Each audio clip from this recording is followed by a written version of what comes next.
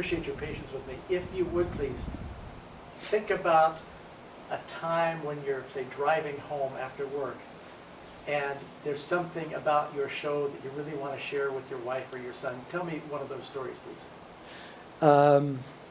Sure. I interviewed Gene Wilder, the comedic actor, in studio, and he was the last guest of the day. And it was one of those interviews, and I've had a number of these, but where everything really faded away, and we were just on the same wavelength. And he was incredibly open about his life, his influences, his emotions about things. It was one of my favorite interviews that I've done. And at the end of the interview, Wilder said, "I've done a lot of interviews. That is the finest interview I have ever been part of."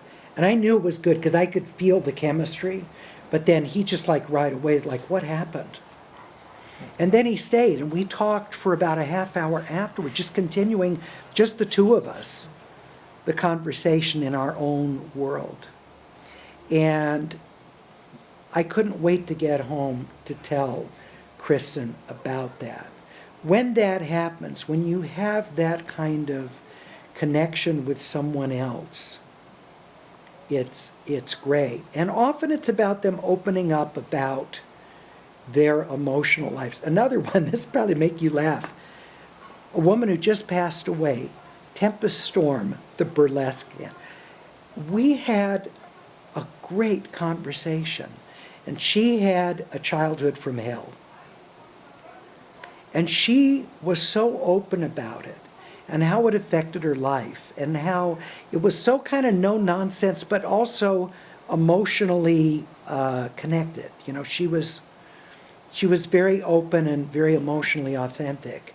And I came away just thinking, wow, this woman, you know, who's made her living through her body as a famous stripper and, you know, dated celebrities and everything, there's a lot to her.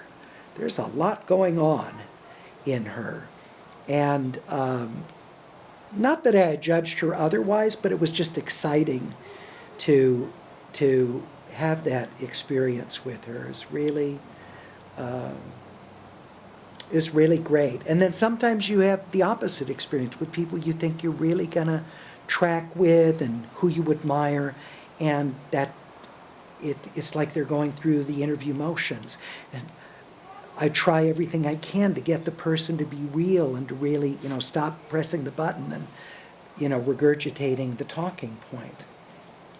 And sometimes you just can't do that. And that's discouraging. That's where I want to kick the trash can and, you know, what could I have done? What, you know, and second guess myself. How could I have, you know, what should I have prepared differently or asked differently to get that person to talk? But, you know, it's not uncommon for me to be excited about my conversations afterwards.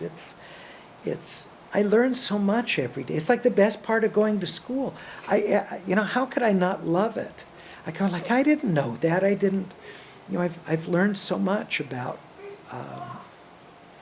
this person. And, you know, it's very gratifying when someone who I admire tells me they've listened a long time and that I've had an impact on their life. When someone who's a household name says, I've been listening to you for 20 years and you've had a huge effect on my life, that's heady stuff. You know, it's a wonderful feeling. Patrick Stewart told me when I first met him, he said, when I moved to Los Angeles, I listened to you religiously because that's how I learned the city when I started on Next Generation. He said, I can't tell you how excited I am to meet you. I'm such a fan. And to have Patrick Stewart, you know, so excited to meet me. Angela Lansbury said, I'm just so in awe of you. She said, it was great. She said, I've just listened for years and you're a treasure of the city. You know, things like this when someone who, you know, and I'm just thinking Angela Lansbury, the Manchurian Candidate, you know, I'm just thinking of, you know, someone who, to me, is such an incredibly talented person, it really means a lot.